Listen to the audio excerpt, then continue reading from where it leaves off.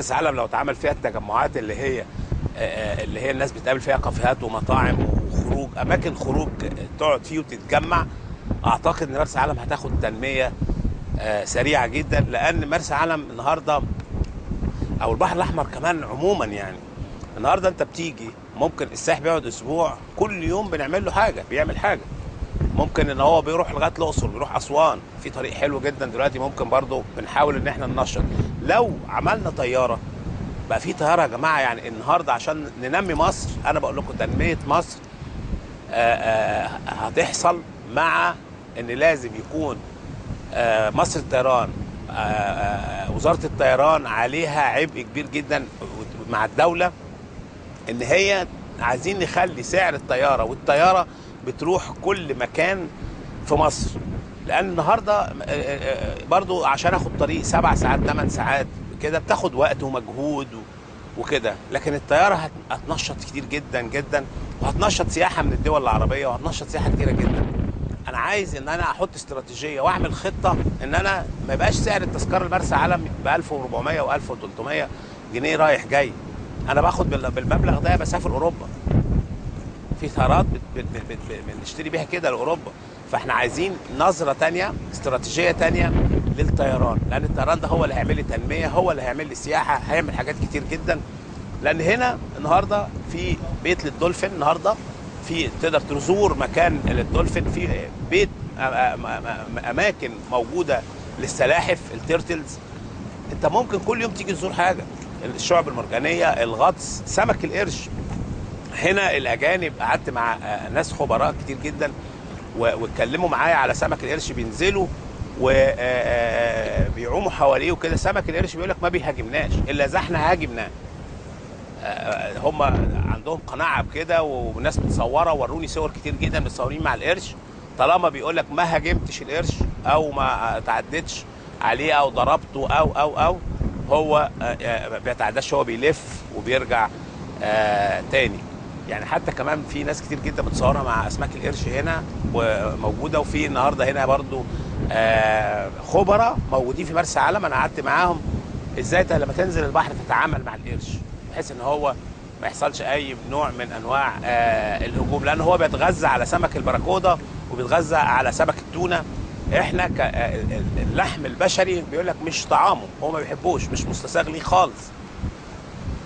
هو بيتغذى على انواع الاسماك اللي احنا ذكرناها ديت. هنلف ونتجول ونشوف الطبيعه وجمال مرسى علم، ويلا معايا.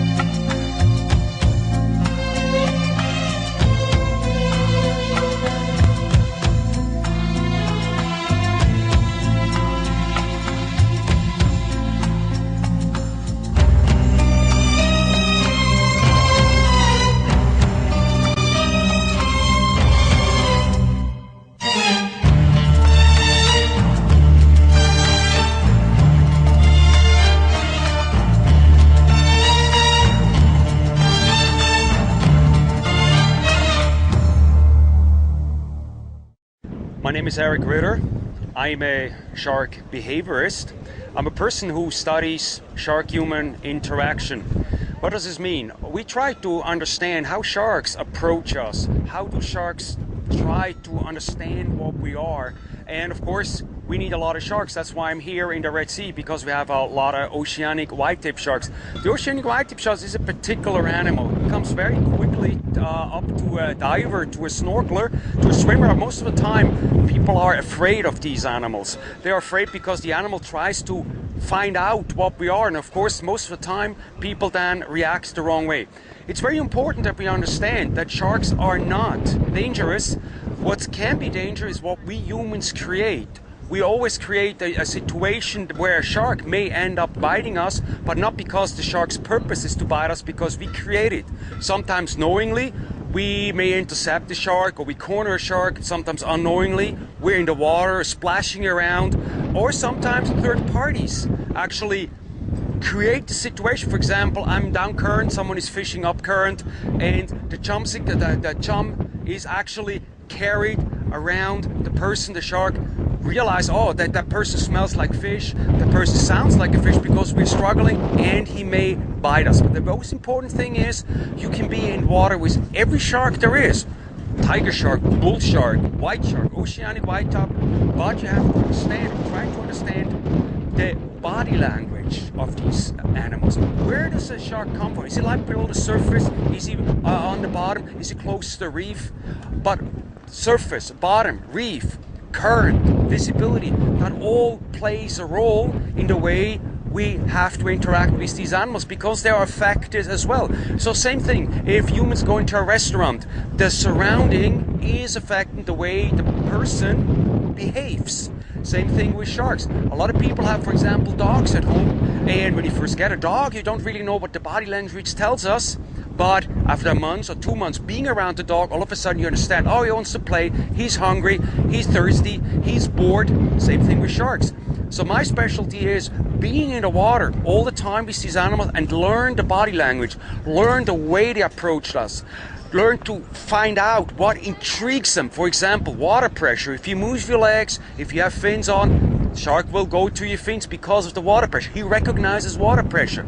On the other hand, if a shark really comes too close, an old recommendation, of course a wrong one, says hit him on the snout. No, you should do what the shark understands, is slightly guide the shark away, because they normally push each other with their hands, or slightly go to the gills. This is how sharks get their message across.